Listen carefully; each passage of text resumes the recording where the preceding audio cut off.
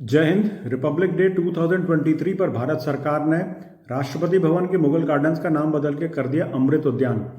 इसके रिएक्शन में कांग्रेस पार्टी और ऑपोजिशन पार्टीज ने कहा कि सरकार को ये काम नहीं करने चाहिए, सरकार को इन्फ्लेशन या महंगाई पे काम करना चाहिए। ये लोग हर बात पर महंगाई महंगाई महंगाई करते हैं, तो चलिए आज महंगाई पे बात करते हैं। भारत जब आज़ाद हुआ था 1947 में, तो 1 लीटर दूध की कीमत होती थी 12 पैसे, 12 पैसा। और मई 2014 में जब कांग्रेस की सरकार गई है, तब दिल्ली में मदर डेयरी का 1 लीटर दूध होता था 48 रुपीज़ का, 48 रुपये का।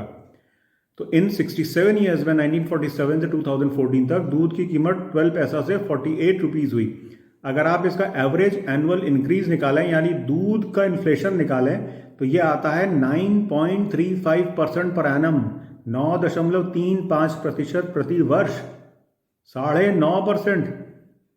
इस रेट से तो भारत की एवरेज जीडीपी भी नहीं बढ़ती है, यानी भारत जिस रेट से बढ़ रहा है उससे कहीं ज़्यादा तो दूध की कीमत बढ़ रही है। और दूध का उपयोग तो हर घर में होता है, जवान बूढ़े बच्चे सब पीते हैं।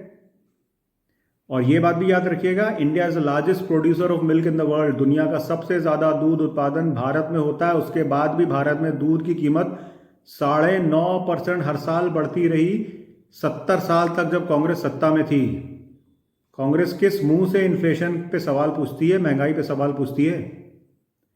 इन्फ्लेशन का एक दूसरा मापदंड देखते हैं। हर साल इनकम टैक्स डिपार्टमेंट एक इंडेक्स निकालता है जिसे कहते हैं कॉस्ट इन्फ्लेशन इंडेक्स, CII।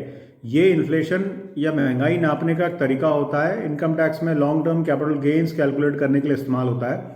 तो 2004 और 14 के बीच की बात करते हैं, जब हमारे देश के प्रधानमंत्री थे एक महान अर्थशास्त्री। तो 2004 में इनकम टैक्स का कॉस्ट इन्फ्लेशन इंडेक्स था 109, और 2014 में जब अर्थशास्त्री जी ने अपनी कुर्सी छोड़ी, तब कॉस्ट इन्फ्लेशन इंडेक्स था 220। तो इन 10 साल का अगर एवरेज इन्फ्लेशन निकाला जाए तो वो आता है 7.2%।